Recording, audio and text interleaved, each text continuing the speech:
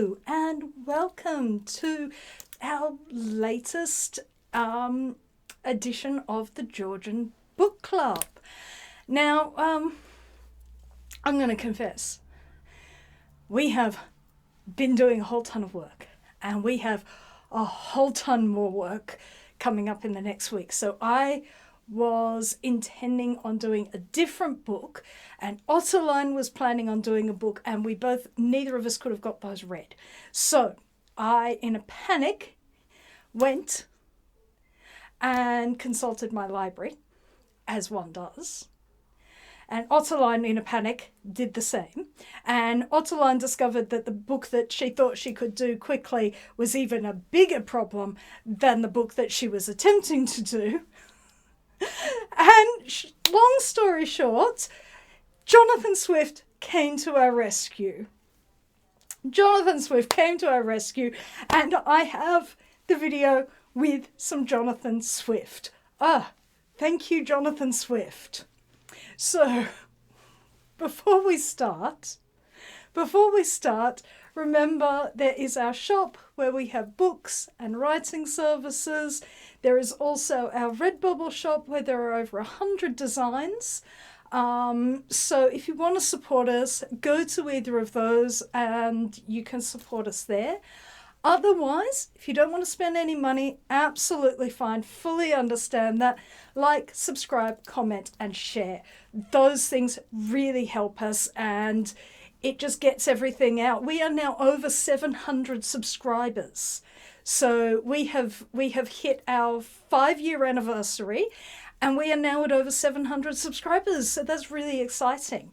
Anyway, what are we doing? As I said, Jonathan Swift came to my rescue. Thank you, Dean Swift. Because I thought there's got to be something. There's got to be something. I don't really want to do one of Pope's big poems. I don't really want to try and wade through some, much as I love. This is no disrespect for Samuel Johnson, but his writing style is quite dense, and I really needed something fast. So Jonathan Swift it was, and I opened it up and I thought, well, what will we have a look at? And I happened upon looking down the contents, and yes, when I was looking down the contents, I was looking at the page numbers and how long each of the pieces were, and I found a nice short piece, decent enough length to be able to talk about it, but also short enough that I could read it this morning and then talk about it. And that was the Bickerstaff papers. Now, I had heard something about the Bickerstaff papers. Somebody had, I think, spoken about them on an Instagram reel or something. But anyway, turns out this is really fortuitous timing for the Bickerstaff papers, because the Bickerstaff papers were an April Fool's joke.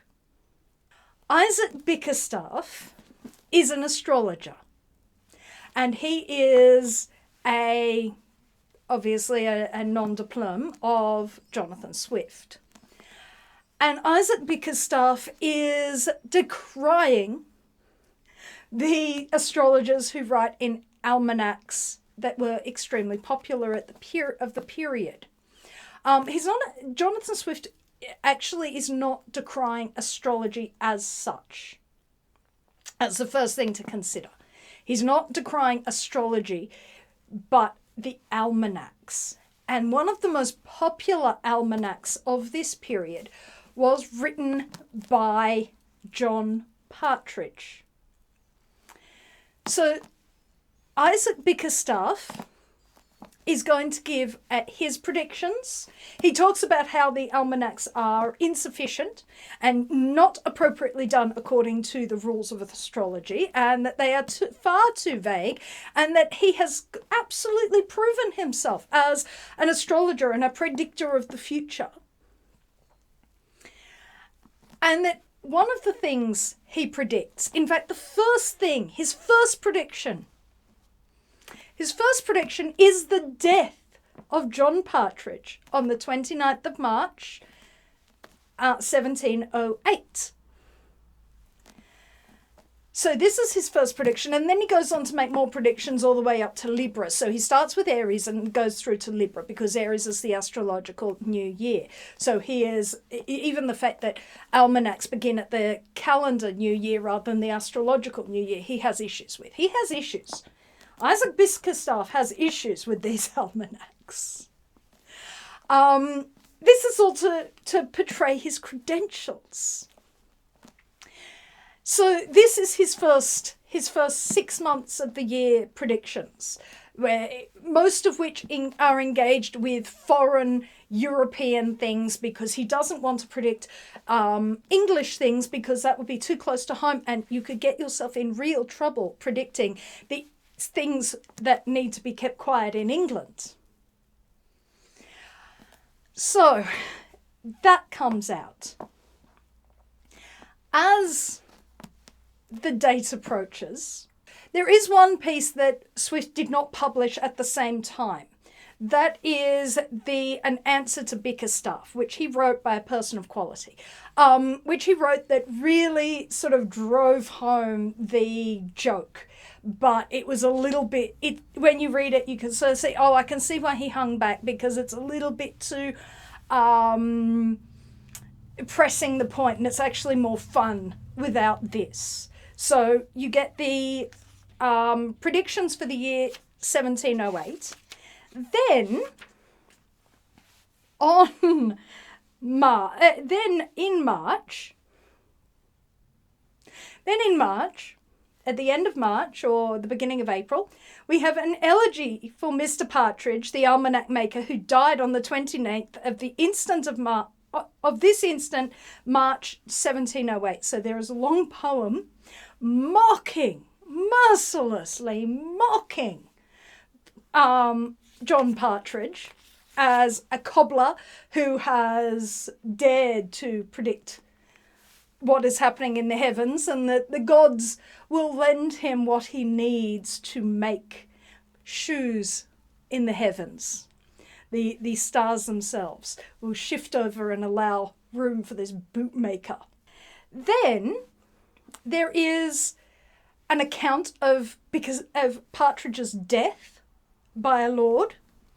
So the accomplishment of the first of Mr. Bickerstaff's predictions being an account of the death of Mr. Partridge, the almanac maker, upon the 29th instant, in a letter to a person of honour. So this letter purports to say that he was an acquaintance of Partridge, and that he learned that Partridge fell ill upon hearing about this prediction of his death, and that he recanted his astrological predictions and claimed that they were entirely guff, that he just made them up. So there's that. And then a year later, a vindication of Isaac Bickerstaff, Esquire, against what is objected to him by Mr. Partridge in his almanac for the present year 1709 by the said Isaac Bickerstaff, Esquire. So all this time, as these pieces are coming out, John Bickerstaff is also publishing, I'm not dead, I'm not dying, I'm not fake. And so when he publishes his almanac for 1709, it's, I'm not dead, here is my almanac, and this Bickerstaff is slandering me. Bickerstaff then gives 5, and when you read them, they're really funny. Accounts of how Partridge could be dead and alive at the same time. How he wasn't wrong, and that that Partridge has managed to resurrect himself. But nevertheless, his prediction was correct. It's like engaging with a troll online. No matter what Partridge says, Bickerstaff refutes it. Poor Partridge, this cobbler-termed almanac maker, is pitting his wits against Jonathan Swift. He gets eaten alive. Absolutely eaten alive. Isaac Bickerstaff actually became so popular an idea that he became taken up by another writer, became a regular opinion piece in one of the magazines. But he became this regular column railing against various different things. But for Jonathan Swift, he's a way of just poking and poking and poking for this April Fool's Day joke. And an April Fool's Day joke that he carries over to the next year. And it is funny. It is funny. Once you don't have the other half of the correspondent, which is Partridge desperately trying to prove he's not dead. But you can tell by the tone of Swift that he absolutely got under his skin. Now, why, aside from that this is really funny, this is Dean Swift having some fun, why did Dean Swift pick on an almanac maker? A popular cobbler turned almanac maker? Why? Because, and why is this a story and a group of papers that would be still relevant to us today? As I said before, Jonathan Swift does not really have a problem with astrology. That's not the actual target of his attacks. What his target is these almanacs. These almanacs, the calendars, they've got predictions for the year. They've got various other different bits of quackery, gardening things, weather, as if you can predict the weather year out. And he finds these irritating. More than a little bit irritating, because he went and satirized the whole thing. But what he sees these as is a populist and completely amateur thing being put out into the world, and people believing it, people reading it, and people taking it as genuine advice or knowledge and ignoring actual authorities that have knowledge or advice that would actually be useful. And because of the revolution in printing, because of the higher literacy, Jonathan Swift saw this as a problem. Now, Jonathan Swift is part of the establishment. He is a clergyman from the Church of Ireland. He is not a disinterested participant in this argument. He is part of this. He is standing on the side of authority. But I think his concern in the 18th century, in the early 18th century, that bad information and bad actors and poor information is being put out into the populace that can only really do harm. If he's having an issue with that at the early 18th century, how much more is this an issue in the early part of the 21st century? How much is what he is saying about this? These almanacs were immensely popular. They made their printers lots of money. Part of the thing that sold them was the name, whether the person... One of the things that Bickerstaff says in his final piece, his vindication of himself in 1709, is that, it doesn't matter whether you're dead. It's your name that sells the almanac, and you'd probably be better off letting the printers and the publishers deal with that rather than doing that yourself, because they know an awful lot more about that than you do. He is not happy about these things being just a money-making thing. He is not impressed by that. That doesn't impress him. But not only that, I think that if people are turning to this amateur stuff, this poorly thought, poorly researched material, then they're getting the wrong end of the stick. They're getting information that doesn't come from a respected authority. They're not getting information from people with learning. Now, in the 21st century now, we have a big problem with this. We have a massive problem with this. And so these letters, these papers are actually quite relevant to us. Like, what is his appeal to authority, his appeal to, that authority to say certain things should be kept in hands that actually know what they're talking about is pretty necessary for us today.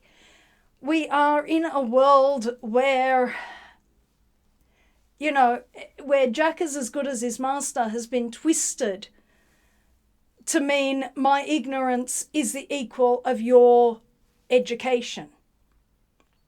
We've seen people scorn science. We've seen people scorn expertise across the board.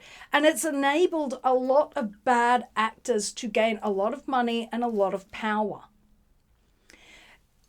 I see a lot of people. I watch a lot of YouTube because I'm on YouTube. I know what I look at what at what else is out there, and when I'm looking for people, I try to look for people who look like they know what they're talking about. It's very easy to be taken in by people who don't know what they're talking about but look like it, because confidence, unbelievably important is confidence of delivery. Someone can know very little about what they're talking about, but be immensely confident in speaking about it, and that can sway you until, if you know a bit about it and they start talking clearly garbage, you sort of like, oh, right, well, I like how you talk, but what you say is idiotic, and so I'm not going to watch you anymore.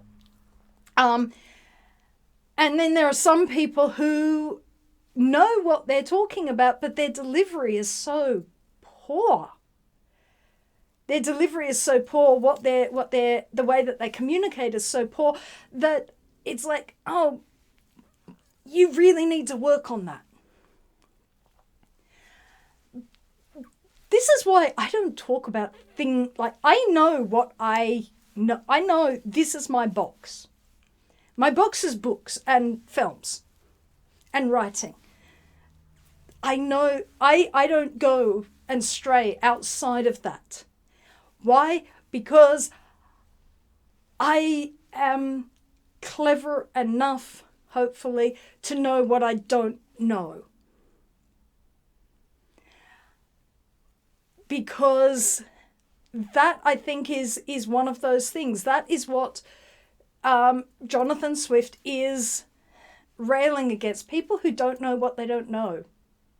People who don't have enough insight into what they are talking about, that they don't realize what they're saying is complete guff. So I like to stay in my lane. I will explore things. I'm always going to say, this is new to me. I've not looked at this. I've had to do some reading about this. I've had to do some research. And this is my opinion. But that is one of those sort of hallmarks of actually having enough expertise to talk about something. Now, I don't talk about this as though I'm teaching at a university. Are you crazy? I'm wearing a costume. I look like a Muppet. But I can read a book and tell you what I think of it and why you should read it too. That is my area of expertise, and I don't stray out of that. But therefore, I will not end up being satirized by Dean Swift in a pamphlet and predicted to die. One should never put oneself in a position where you're going to be satirized by Dean Swift. Just not a good idea. But I think that is the value of these. It is an appeal to authority. Yes, Swift is part of the ruling part of the world. He is part of the establishment. He is Church of Ireland, which is the Anglican church in Ireland, as opposed to the Catholics in Ireland. So he is a member of a ruling class. So he has got skin in the game. But I think that what he is trying to say is that anarchy and chaos come when you do deviate too far from accepted authorities. That doesn't mean you don't challenge authority. I don't think that his defense of authority includes not challenging it, because he's a satirist after all. He challenges authority. The other Scribalians challenge authority. Gulliver's Travels is a challenge to authority. It's not about not challenging it, but it is about accepting that in certain cases, especially when it comes to learning, that there is an authority that comes with education, with experience, that is not equal to, is not equal across the board. Now, we can have an argument about access to education, and I'm not going to argue that access to education is uneven and that it should be better. Absolutely not. I believe that everyone should have access to education, and no one should be denied an education because of socioeconomic means. But at the same time, I'm not the person who is going to say that my ignorance is the same as your education, or that my education is the same as your ignorance. I'm not going to say that. That sort of anti-intellectualism is something that Swift deeply, deeply rails against. He is not saying that you can't challenge authority, but if you're going to challenge authority, you better do that with knowledge, not just with my ignorance. It is so the Bickerstaff papers are an attack on anti-intellectualism. They are an attack on disinformation. They are an attack on the fact that the ordinary people, the people who can't access higher information, are being led astray for money. That this stuff is being put out, being disseminated knowingly with bad information in it for profit. And where have we seen that? Where do we see that nowadays? We see that all over the place. That's the Bickerstaff papers. Have a look at them. The final piece of the 5 points as to why John Partridge is actually dead, irrefutably dead, and he refutes any excuse that he might be alive. And he really plays with the semantics, especially in, I think it's the 5th one. He really plays with the semantics. It's like, oh, you tangled with the wrong man. Is funny. It made me laugh out loud, which is quite hard when you are reading something that's, 400 or 300 years old, bit over 300 years old, especially when you're not hearing the other bit. His refuting, you can hear John Partridge, but I'm alive. Yeah, I have ways of disputing that. It's quite ridiculous because he really doubles down on that. But aside from the fact that this is a really delicious April Fool's joke, and so we might be doing it for April Fool's, but we are bringing it in April, so our timing is all right. Aside from it being a really delicious April Fool's joke, it is also railing against anti-intellectualism. It's railing against dismissing authority, and it is railing against people who profit from the ordinary people's ignorance. So those are the Bickerstaff letters. I am hoping, I'm not sure, because things keep getting derailed in terms of reading, but I'm hoping to bring Joseph Andrews to you next. Want to get into a little bit of Fielding, I do still want to redo Tom Jones, but I thought maybe doing Joseph Andrews might just be a little quicker. Next time, I think Otterline is going to turn up. I think she'll have the book done by then. Neither of us picked really long books, but they just proved we were just slammed with work. So we hopefully, and Otterline's option proved when she started looking into her theory behind it, it turned out, right. So good thing, there is a lot into it. Bad thing, have to wait for book to come from England. So looks like that easy option was not so easy after all. But I think she's bringing Kafka. So we've done the metamorphosis. She's done the metamorphosis. This time it's the trial. So if she gets that read, yes. Also, if you've got to this point in the video, you're probably a long-time watcher. Also, in about a week and a half, I'm having wisdom teeth out again. So that might disrupt, hopefully, fingers crossed, that will not disrupt our video productions, but it might. So apologies in advance. Might try and get just a talking video. We might do a Buster one to get over that patch. But hopefully we won't leave a gap in our uploads, because we've done a video every single week for 5 years now, so be ashamed to ruin that. That streak. That's it. That streak.